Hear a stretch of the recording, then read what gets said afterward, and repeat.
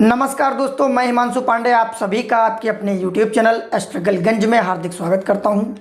दोस्तों, जैसा कि आपको पिछली वीडियो में बताया गया था, जनन के प्रकार के बारे में मैंने डिस्कस किया था। उसमें आपको लैंगिक जनन और अलैंगिक जनन के बारे में बताया गया था।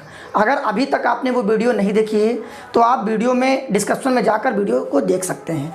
आज की वीडियो में उसी टॉपिक से थोड़ा सा आगे बढ़ते हैं।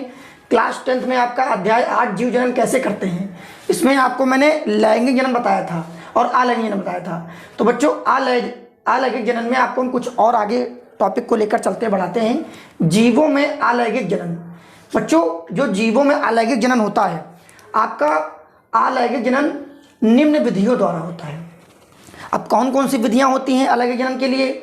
आपके में विखंडन होता है, और यह भी दो प्रकार का ही होता है। विखंडन में आपको द्विविखंडन और बहुविखंडन।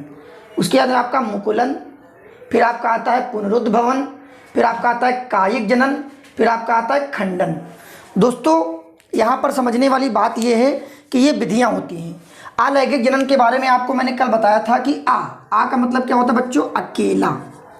आ का मतलब क्या होता है? अकेला। तो मैंने कहा था कि अकेले ही जब कोई जीव क्या करे, संतान उत्पन्न करे या आगे अपने वंश को बढ़ाए, अकेले ही। जैसे आपको अमीबा का एग्जाम्पल मैंने दिया था। तो अमीबा क्या करता था? आगे बढ़कर एक पैतृक अमीबा था जनन, वो जनन क्या करता? तोड़ते हुए चलता था, और एक आगे चल के एक अपने नए बच्चे को जन्म देता था, नए जीव को जन्म देता था। तो अकेले ही, इसी को मैंने एसेक्सुअल बताया था बच्चों। क्या बताया था? Asexual reproduction. तो यहाँ पर समझने वाली बात यह है कि विखंडन, पुनरुद्भवन और पुनरुद्भवन होगा, मुकुलन हो गया, आपका कायिक जनन हो गया और खंडन हो गया। तो बच्चों यहाँ पर ध्यान दो, विखंडन पढ़ाएंगे आपको, और मुकुलन पढ़ाएंगे, और पुनरुद्भवन पढ़ाएंगे, और आप कायिक जनन पढ़ाएंगे और खंडन पढ़ाएंगे। दोस्तों, अभी आज इसका स्क्रीनशॉट ले लीजिए। आगे मैं इनको एक एक टॉपिक को अच्छे से समझाते हुए चलूँगा, लिखवाते हुए चलूँगा। आपको नोट करते हुए चलना है अपनी कॉपी पर बहुत अच्छे से, ताकि आपको एग्ज़ाम के टाइम पे आपको सही से पढ़ सको आप और अच्छे से एग्जाम दे सको। इसको हम मिटाते हैं बच्चों। इसको आपने स्क्रीनशॉट ले लिया होगा आपने, ठीक है बच्चों, हम मिटाते हैं।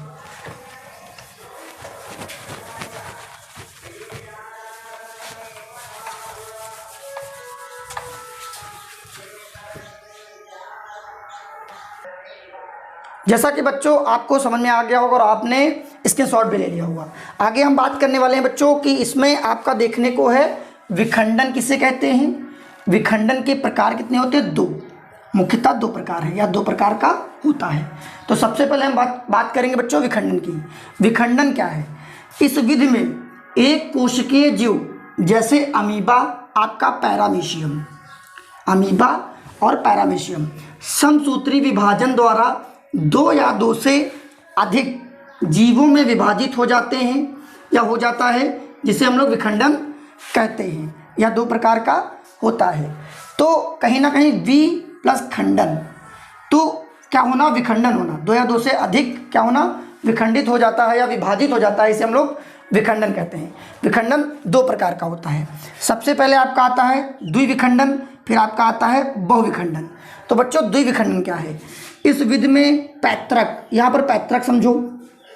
पैतृक का मतलब एक प्रकार का पेरेंट, मतलब कि जनक। क्या है ये? जनक, कोई ना कोई जनक। जैसे जनक क्या होता है? अमीबा। अमीबा का कोई जनक है और अमीबा तोड़कर आगे बढ़कर अपने नए संतान को पैदा कर रहा है अकेले ही। तो क्या है? इस विधि में पैतृक जीव समसूत्री विभाजन द्वारा दो बराबर भागों में विभाजित होकर नए जीव पैदा करते हैं, जिसे हम लोग अमीबा कहते हैं। तो यहाँ पर अमीबा का थोड़ा सा एग्जाम्पल देख लो बच्चों कि अमीबा किस तरीके से विभाजित होता है। ऊपर का पोर्शन आप चाहें तो स्क्रीनशॉट ले सकते हैं या फिर लिख सकते हैं आप अपने नोट में। तो मैं मिटा रहा हूँ, आप थोड़ा सा देख लीजिए अच्छे से ताकि आपको समझ में आ जाए। आगे हम बात करने वाले हैं बच्चों कि अमीबा किस तरीके से टूटकर विखंडित होता है, किस तरीके से विभाजित होता है। इस अमीबे का जो एग्जाम्पल की हम बात करेंगे यहाँ पर, ठीक। तो अमीबा क्या है समझो। ये आपका है अमीबा, ये आपका क्या है बच्चों? अमीबा। ये आपका होता है केंद्रक। क्या होता है? केंद्रक। ये कौन सा अमीबा है? जनक। क्या है ये? जनक मतलब पैतृक अमीबा है। क्या है? पैतृक अमीबा। ये आगे थोड़ा सा बढ़ता है, किस तरीके से? ये इस तरीके से आपको ये अमीबा थोड़ा सा इसका केंद्रक दो चीज़ों में विभाजित होता हुआ आपका नजर आता है, इस तरीके से। और थोड़ा सा जब आगे बढ़ता है ये, तो इस तरीके से अमीबा विखंडित होने लगता है अपने स्थान से, इस तरीके से खंड टाइप का यह बना लेता है। एक यहाँ पर केंद्रक हो जाता है, यहाँ पर केंद्र होता है। यहीं पर बच्चों क्या होता है कि आगे की तरफ ये दो संतति में बदल जाता है। यहाँ पर एक अमीबा नया तैयार हो जाता है। ये देखो, ये जनक अमीबा हो, ये तुम्हारा हो गया संतति अमीबा। क्या हो गया? संतति अमीबा हो गए। ये दोनों कौन सा अमीबा है? संतति अमीबा, संतति अमीबा तैयार। तो इसी तरीके से अकेले ही बच्चों अमीबा अपने मन से ही अपने बच्चों का निर्माण कर रहा है, अपने बच्चे को पैदा कर रहा है। तो यहाँ पर क्या है? द्विविखंडन, मतलब अकेला होकर ही दो में विखंडित हो रहा है। अकेला होकर ही दो में विखंडित हो रहा है। यहाँ पर डिफिनेशन से समझो, द्वि का मतलब दो, द्वि का मतलब दो। यहाँ पर विखंडन का मतलब दो बार विखंडित होना, दो बार विखंडित होना। तो जब ये दो बार विखंडित हो गया है, तो ये क्या कहलाएगा? द्विविखंडन कहलाएगा बच्चों, द्विविखंडन कहलाएगा। अगर हम आगे बात करेंगे, जैसा कि आपको समझ में आ रहा होगा अच्छे से, अगर आपको कोई डाउट है तो आप हमारे कमेंट बॉक्स में कमेंट कर सकते हैं, आपको कमेंट का रिप्लाई जरूर देंगे। इस टॉपिक में दोबारा भी पढ़ा सकता हूँ। अगर आपको बिल्कुल नहीं समझ में आ रहा, तो आपको अगर समझ में आ रहा है तो आप डन लिख देना उसमें। आगे हम बात करेंगे बहुविखंडन। यहाँ पे क्या लिखा है? बहु। बहु का मतलब क्या होता है? बहुत। बहु का मतलब क्या होता है? बहुत या अनेक, बहुत या अनेक, चाहे बहुत से हो या अनेक हो। देखो बच्चों, इस विधि में पैतृक जीव एक समय पर, यहाँ पर समझने वाली बात है, एक समय पर अनेक संतति कोशिका में विभाजित होकर नए जीवों को पैदा करते हैं, जिसे बहुविखंडन कहते हैं। यहाँ पर समझने वाली बात यहाँ पर यह है कि द्विविखंडन में क्या हो रहा है? अमीबा, द्वि का मतलब दो, विखंडन का मतलब विभाजित होना, दो में विभाजित होना, तो क्या कहला रहा आपका? द्विविखंडन। बात बहुविखंडन की हो रही, तो बहु का मतलब बहुत, और बहुत में मतलब अनेक आते हैं। तो एक ही समय पर अगर पैतृक, यहाँ पर पैतृक आप समझ गए होंगे, एक ही समय पर अनेक संतति कोशिका में विभाजित होकर नए जीवों को पैदा करते हैं, जिसे बहुविखंडन कहते हैं। जैसा कि आपको समझ में आ रहा होगा बच्चों, इसको आप इसका स्क्रीनशॉट ले सकते हैं, और इसको हम मिटाने वाले हैं। आप इसका स्क्रीनशॉट ले सकते हैं। बच्चों स्क्रीनशॉट ले लिए होंगे। आगे बढ़ते हैं अब हम।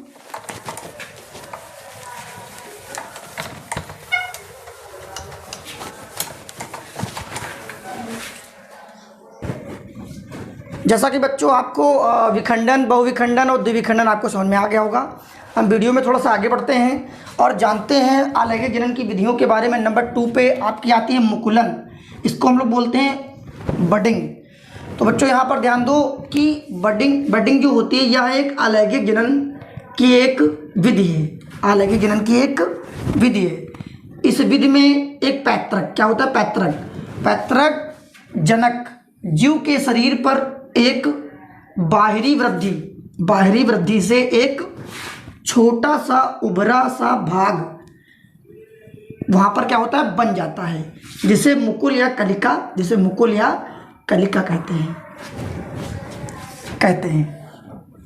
यह कुछ समय तक पैतृक जीव के शरीर के साथ बढ़ती रहती है और बाद में अलग होकर नए जीवों को जन्म देती है। इसे मुकुल या बडिंग कहते हैं। जैसे यहाँ पर ध्यान दो बच्चों कि सबसे पहले हम बात करेंगे, ये जनक हाइड्रा है। ये क्या बच्चों? जनक हाइड्रा। यहाँ पर क्या हुआ? ये जनक हाइड्रा के ऊपर ही एक छोटा सा उभरा हुआ भाग, ये देखो बन रहा है। ये उभरा हुआ भाग बनने लगता है, बाहरी भाग बनने लगता है। धीरे धीरे वो बढ़ने लगता है, धीरे धीरे इसी पैतृक के ऊपर ही, इस पैतृक हाइड्रा के ऊपर ही बढ़ने लगता है, और कुछ समय बाद वो संतति कोशिका में बदल जाता है। इसी क्रिया को हम लोग मुकुलन कहते हैं। समझने का प्रयास करो कि यह एक अलैंगिक जनन की विधि है।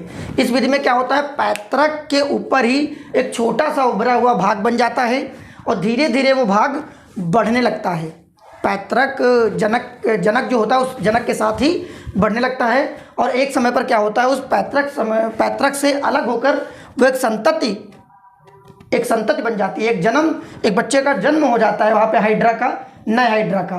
तो यहाँ पर समझने का प्रयास करना बच्चों, फिर से एक बार ध्यान दो, यह एक अलैंगिक जनन की विधि है। इस विधि में पैतृक जनक जीव के शरीर पर एक बाहरी वृद्धि से एक छोटा सा उभरा भाग बना लेते हैं, इसे ही मुकुल या कलिका हम लोग कहते हैं। जो उभरा सा भाग बना हुआ है इसे मुकुल या कलिका कहते हैं। और कुछ समय तक ये पैतृक के साथ ही बढ़ता रहता है, कुछ समय पर ये पैतृक के साथ ही बढ़ता रहता है, और एक समय पर क्या होता है, ये पैतृक से अलग हो जाता है, ये पैतृक से अलग हो जाता है और एक संतति कोशिका में, एक नए जीव में बदल जाता है। इसी क्रिया को हम लोग मुकुलन या बडिंग कहते हैं। बच्चों आपको समझ में आ गया होगा, और इसका स्क्रीनशॉट लेना चाहें तो ले सकते हैं, इसको हम मिटा देते हैं बच्चों। आगे हम बात करने वाले हैं आपको पुनरुद्ध भवन के बारे में, इसको मिटा दिया जाता है, आप स्क्रीनशॉट ले चुके होंगे।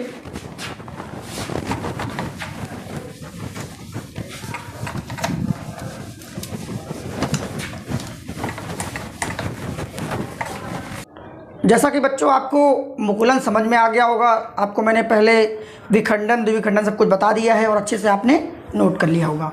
अब हम देखते हैं, आप में आता है पुनरुद्ध भवन। बच्चों क्या आता है, पुनरुद्ध भवन। पुनरुद्ध भवन समझने के लिए आपको क्या, पुन का मतलब पुनः, रुद्ध भवन। तो यहाँ पर क्या है कि अगर आपके पास अगर मान के चलो कोई जीव है, जैसे हाइड्रा क्या करता है, किसी भी कारण उसकी बॉडी पर, उसके शरीर पर कोई क्षति हो जाती है या उसकी बॉडी का कोई टुकड़ा हो जाता है, तो एक जो टुकड़ा होता है उस टुकड़े में वृद्धि होकर एक नए जीव बन जाता है। बच्चों समझो कि टुकड़ा क्या होता है, नए में एक जो है वृद्धि हो जाती है तो एक नया जीव बन जाता है। यहाँ पर समझो कुछ पादप तथा जंतु, चाहे कोई पादप हो या जंतु हो, जंतु में किसी कारण, क्या बच्चों, किसी कारण जीव के शरीर में पर क्या है, कुछ टुकड़ों में वो टूट जाता है, जीव का शरीर कुछ टुकड़ों में टूट जाता है, या उसके शरीर पर कोई क्षति हो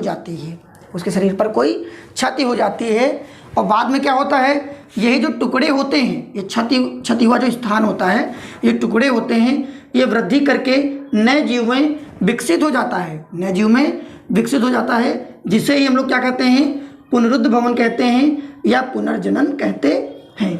यहाँ पर समझने का थोड़ा सा बच्चों प्रयास करना, जैसे मैंने कहा कि ये क्या है, आपका हाइड्रा है, ये क्या है, आपका हाइड्रा है, ये आपका हाइड्रा है।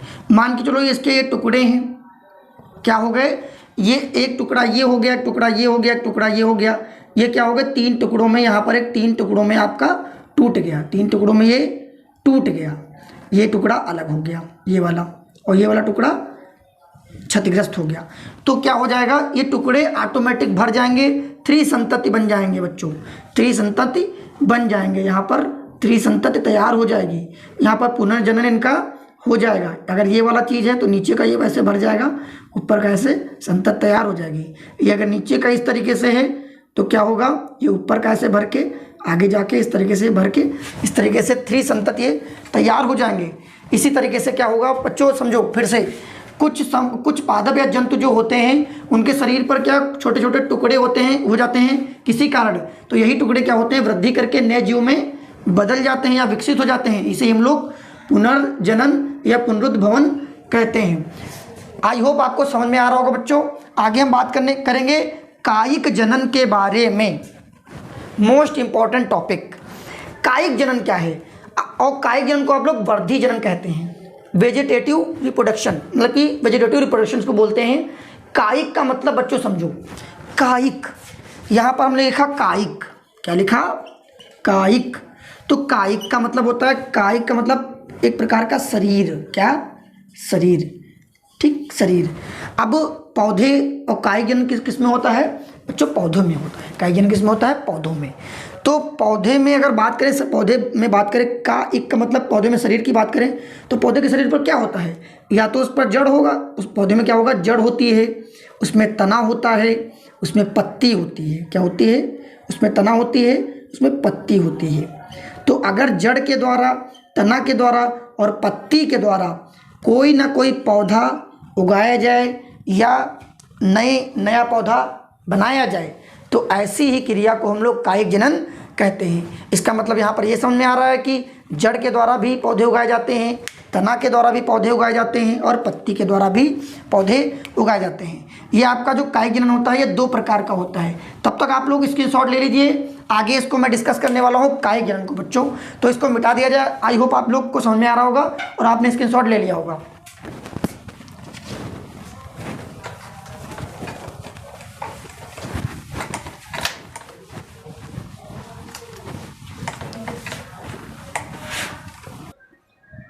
जैसा कि बच्चों आपको पुनरुद्ध भवन समझ में आ गया होगा और आपको कायिक जनन के बारे में भी थोड़ा मैंने बताया। अब हम आगे कायिक जनन में पूरा विस्तार पूर्वक लेके चलते हैं आपको। यहाँ पर देखो बच्चों, कायिक जनन और इसी को हम बोलते हैं वर्धी जनन, वेजिटेटिव रिप्रोडक्शन इसको बोला जाता है बच्चों।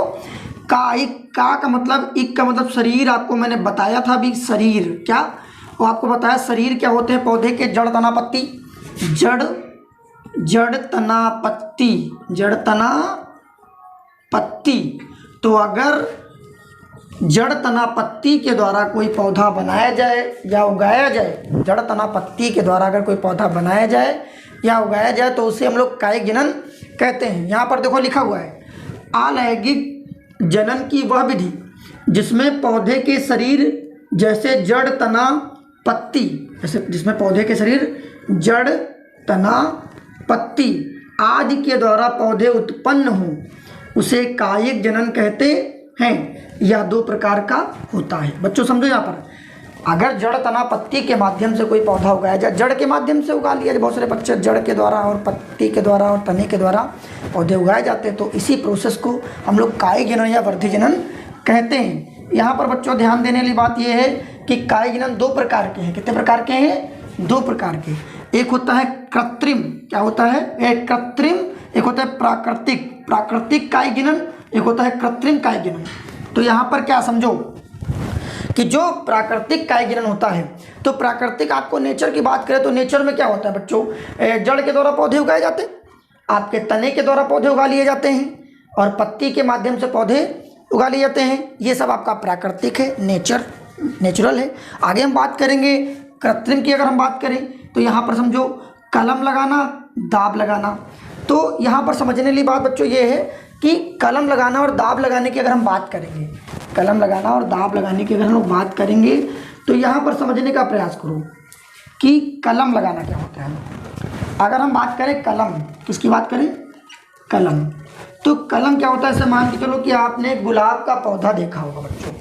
अब गुलाब के पौधे में क्या होता है कि गुलाब के पौधे की जो शाखा होती है उसको छोटे छोटे खंड कर लिए जाते हैं और उन्हीं शाखा के द्वारा ही पौधे उगा लिए जाते हैं, तो इसे कहते हैं कलम लगाना। तो मान के चलो गुलाब की कोई शाखा को लिया और गुलाब की शाखा को लेकर किसी नम मिट्टी में जाकर दबा दिया और नम मिट्टी में जब दबा दिया तो उनमें से क्या हुआ? जड़ें निकलने लगी। क्या निकलने लगी? जड़ें। और कुछ समय पश्चात क्या देखा गया कि एक गुलाब का पौधा तैयार हो गया।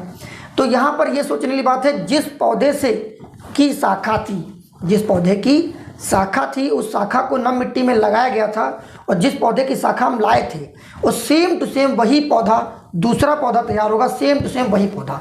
इसका मतलब क्या है? जो जनक के पास नस्ल, जो जनक के पास होता है लक्षण, वही सेम लक्षण उसके बच्चों में आते हैं। कायिक जनन का एक मेन प्रोसेस यही है। आगे बात करेंगे कि अगर किसी पौधे की शाख को छोटे छोटे टुकड़े काट कर और उसको नम मिट्टी में लगाकर कुछ समय पश्चात के लिए छोड़ दें, उसमें से जड़ें निकल आएंगी और एक नया पौधा तैयार हो जाएगा। इसी क्रिया को हम लोग कलम लगाना कहते हैं। आगे बात करेंगे दाब लगाना, बात करेंगे दाब लगाने की। अगर बात करें तो आप लोग यहाँ पर समझने का प्रयास करना। तो यहाँ पर क्या होता है, अगर मान के चलो कि पौधा है कोई, क्या है बच्चों? पौधा है। पौधा मान के चलो कोई पौधा है, तो एक पौधे की शाखा निकली हुई है मान लो, तो इस शाखा को क्या करेंगे? ये मिट्टी है, ये क्या है? मिट्टी है। कोई पौधा निकला हुआ है तो इसकी शाखा को, ये शाखा है, इसी की शाखा को क्या करेंगे? मिट्टी में दबा देंगे। कैसे दबा देंगे? और जहाँ पर वो मिट्टी में दबेगा उसको हल्का सा छील देंगे। तो यहाँ पर क्या किया जाएगा? छील दिया जाएगा और मिट्टी में इसको दबा दिया जाएगा। कुछ समय पश्चात क्या होगा? इसमें से जड़ें निकलने लगेंगी क्या निकलने लगेंगी, इसमें से जड़ें निकलने लगेंगी और जड़ें निकलने के बाद एक पौधा तैयार होने लगेगा। इस तरीके से एक पौधा ऊपर की तरफ जाने लगेगा। जब पौधा तैयार होने लगेगा, जब तैयार हो जाएगा तो उसके पैतृक पौधे से उसको काट दिया जाएगा। तो क्या है, किसी पौधे की शाखा को मिट्टी में दबा दिया जाता है और उसमें उसे दबी स्थान से क्या होता है, जड़ें निकलने लगती हैं और जड़ें निकलने के बाद एक पौधा तैयार हो जाता है। इसी तरीके से मान के चलो कि ये पौधा ऐसे पौधा मतलब कि वो लगा दिया गया, शाखा को दबा दिया गया, एक जड़ के माध्यम से पौधा बन गया, जड़ निकलने एक नया पौधा बन गया, एक पौधा और तैयार हुआ, उसकी फिर शाखा को दबा दिया। इसी तरीके से पूरे के पूरे पौधे तैयार होते रहते हैं। आगे हम बात करेंगे बच्चों कि कायिक जनन तो आपको समझ में आ गया होगा। यहाँ तक आपको कलम लगाना भी समझ में आ गया होगा, आपको दाब लगाना भी समझ में हो गया होगा। आगे प्राकृत अगर हम प्राकृत की बात करें तो जड़ के द्वारा आपने देखा ही होगा, जड़ों के माध्यम से हम लोग पौधे को उगाते हैं, तने के माध्यम से और पत्ती के माध्यम से। आगे बात करेंगे कायिक जनन के लाभ। अब यहाँ पर समझने के लिए बात है कि कायिक जनन के क्या लाभ होते हैं। पहला लाभ क्या है, जिन पौधों में बीज नहीं बनते जैसे अंगूर, उनमें कायिक जनन द्वारा पौधे उगाए जाते हैं। अनानास, आपने अनानास भी देखा होगा। तो जिनमें पौधे में बीज नहीं होंगे वो पौधे कायिक जनन की प्रोसेस के माध्यम से, कायिक जनन के द्वारा, वर्धी जनन के द्वारा पौधे उगाए जाएंगे। दूसरा इसका लाभ क्या है, अच्छे गुण वाले पौधे कायिक प्रवर्धन द्वारा तैयार किए जाते हैं। जो अच्छे गुण वाले पौधे होते हैं वो कायिक जनन द्वारा तैयार किए जाते हैं। आपको बिल्कुल नोट करते हुए चलना है।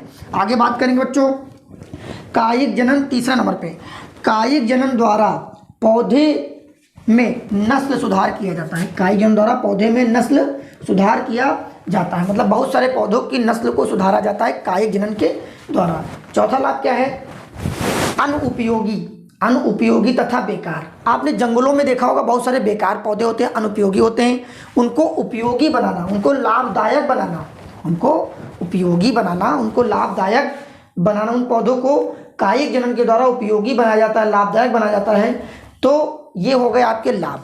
तो यहाँ तक आपको समझ में आ गया होगा कि जिन पौधों में बीज नहीं होते जैसे अंगूर, अनानास, इस तरीके के पौधे कायिक जनन के द्वारा उगा लिए जाते हैं। अच्छे गुण वाले जो पौधे होते हैं वो कायिक प्रवर्धन के द्वारा तैयार किए जाते हैं। कायिक जनन द्वारा पौधे की नस्ल में सुधार किया जाता है। अनुपयोगी तथा बेकार पौधे कायिक जनन द्वारा उपयोगी या लाभदायक बनाए जाते हैं। आई होप आपको पूरा समझ में आ रहा होगा। अगर आप नोट करते हुए चल रहे हैं तो आप बहुत अच्छा, आप एक नोट्स को तैयार कीजिए बच्चों, ताकि आपके एग्जाम के टाइम पे आपको बिल्कुल अच्छे से समझ में आए। चलिए इसको मिटा लेते हैं। आई होप आपको समझ में आ गया होगा, स्क्रीनशॉट ले सकते हैं आप। चलिए इसको मिटा दिया जाता है। बढ़ते हैं वीडियो में आगे हम।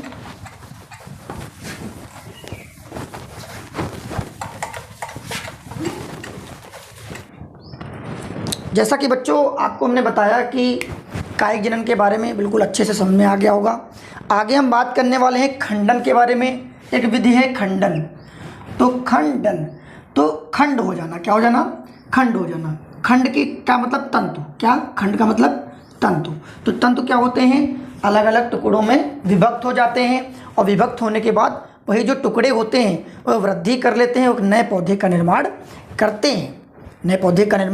करते हैं। इसी विधि को हम लोग क्या कहते हैं, खंडन कहते हैं। समझो यहाँ पर कुछ सरल बहुकोशिकीय पौधे जो लंबे आकार के होते हैं, किस आकार के होते हैं, लंबे आकार के होते हैं, उनमें खंडन द्वारा अलैंगिक जनन होता है। इसमें जो तंतु होते हैं वो कई टुकड़ों में विभक्त हो जाते हैं और वो जो टुकड़े में तंतु विभक्त हो जाते हैं, यही तंतु खंड जो होते हैं वो वृद्धि करके नए पौधे को जन्म देते हैं। जैसे आपका होता है स्पाइरोगाइरा। यहाँ पर आप समझो स्पाइरोगाइरा। तो यहाँ पर एक चीज़ आपको समझ में नहीं आ रही होगी, आपको अभी हमने पढ़ाया खंडन और विखंडन। आपको क्या पढ़ाया बच्चों, पहले क्या पढ़ाया था, विखंडन। यहाँ पे बच्चों कंफ्यूज रहते हैं, विखंडन, और अभी आपको मैंने क्या बताया, खंडन। तो समझने का प्रयास करो। विखंडन किसमें होता है, एक कोशिकीय जंतु में, जैसे आपका अमीबा, पैरामीशियम, युगलिना। और खंडन किसमें होता है, बहुकोशिकीय, क्या होते हैं, बहुकोशिकीय पौधों में। तो ये इसका मेन अंतर होता है। तो खंडन विखंडन में आपको कंफ्यूज नहीं होना है। आपको मैंने अलैंगिक जनन की सारी विधियों के बारे में आपको मैंने डिस्कस कर दिया।